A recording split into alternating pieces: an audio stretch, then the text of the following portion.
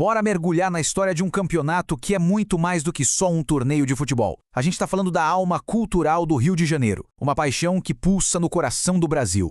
Então se prepara, porque essa é a trajetória do Campeonato Carioca. Essa frase aqui, ela diz tudo, né? Por mais de um século, o Campeonato Carioca não só refletiu a cidade. Ele, na verdade, ajudou a construir a identidade do Rio e, por que não dizer, a do Brasil inteiro. Vamos entender como é que essa história toda começou. Para a gente entender o hoje, a gente precisa voltar lá no começo. E o início dessa história é bem aristocrático, viu? Com uma influência britânica fortíssima, lá no comecinho do século XX. Olha só, a história começa a tomar forma em 1905 com a criação da Liga Metropolitana de Futebol, a famosa LMF, uma ideia do Francis Henry Walter. Um ano depois, cravado, em 3 de maio de 1906, a bola rola de vez na Rua Guanabara. E o primeiro capítulo de glória, bom, esse já tem dono, o Fluminense, que se tornou o primeiríssimo campeão da história. E o que começou como um torneio da elite carioca, nossa, cresceu rápido demais. Numa época em que não existia um campeonato nacional como hoje, o Carioca virou a grande vitrine do futebol brasileiro. Era ali que tudo acontecia. Mas como é que essa importância toda se espalhou pelo país? O segredo estava nas ondas do rádio. A Rádio Nacional, com seu alcance gigantesco, não só narrava os jogos. Ela criava uma experiência, quase uma novela. Levava a emoção do Rio para os cantos mais distantes do Brasil e transformava os clubes cariocas em verdadeiras paixões nacionais. E os jogadores viravam heróis, quase mitos. E então, para a Copa do Mundo de 1950, surge um monumento, o Maracanã. Um estádio que foi construído para ser o palco da nossa glória, mas acabou virando o cenário do nosso maior trauma, o Maracanazo. Só que foi nesse mesmo gramado que o futebol brasileiro se reergueu, usando o próprio Campeonato Carioca como um laboratório para a superação. E o resultado dessa superação ficou claro em 1958. A seleção brasileira que conquistou o mundo era, na sua essência, uma seleção carioca. A base do time, com craques que se enfrentavam toda semana no Maracanã, era a prova viva da força e da importância do campeonato para o futebol nacional. Mas nem só de glórias vive a história do Carioca. Ah, não. Ela é temperada com muito drama, escândalos e umas decisões de arbitragem que definiram rivalidades e que, olha, são discutidas até hoje. Vamos começar com um dos momentos mais folclóricos, para não dizer controversos, o Jogo do Senta, lá de 1944. Foi um protesto silencioso, mas que gritou alto e marcou para sempre a rivalidade entre Botafogo e Flamengo.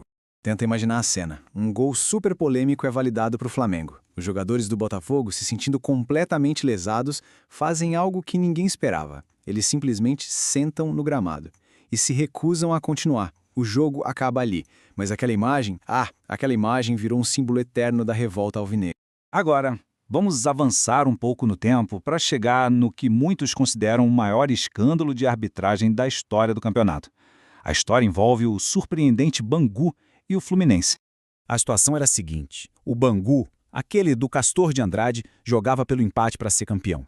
Jogo tá 1-1. O atacante Cláudio Adão sofre um pênalti claríssimo, mas o árbitro José Roberto Wright, bem de frente para o lance, não marca nada. E na sequência da jogada, o Fluminense vai lá e faz o gol do título. A revolta ecoa em Moça Bonita até hoje. Pulando para tempos mais modernos, a polêmica, claro, continua firme e forte. Em 2014, uma final eletrizante entre Vasco e Flamengo foi decidida nos acréscimos por um gol que, anos depois, o próprio árbitro admitiu que foi um erro. O cenário era dramático. O Vasco vencia por 1-0, estava quebrando um jejum. Nos acréscimos, gol de empate do Flamengo. O problema, o autor do gol, Márcio Araújo, estava muito impedido. O árbitro validou, o Flamengo foi campeão e, anos depois, o juiz admitiu o erro. É uma ferida que continua aberta para os vascaínos. Bom, depois de tanta polêmica, vamos separar o joio do trigo.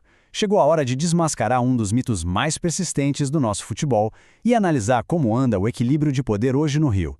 Pois é, existe um mito popular que diz que os 4 grandes do Rio já foram rebaixados no estadual.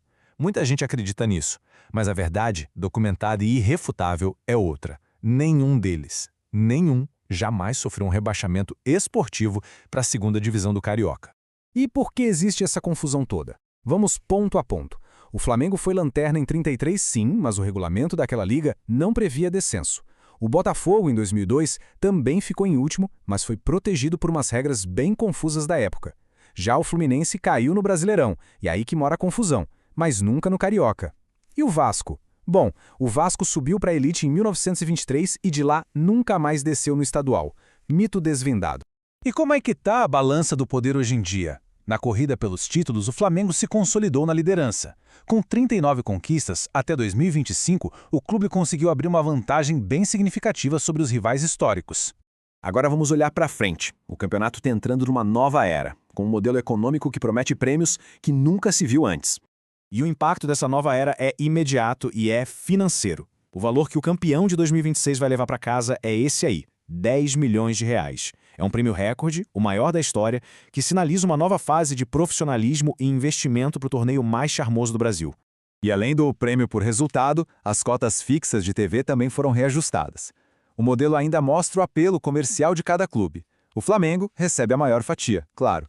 Logo depois vem Fluminense, Vasco e Botafogo num segundo grupo e os outros clubes num terceiro. A questão que fica é, será que esse é o equilíbrio ideal entre o mérito esportivo e a popularidade?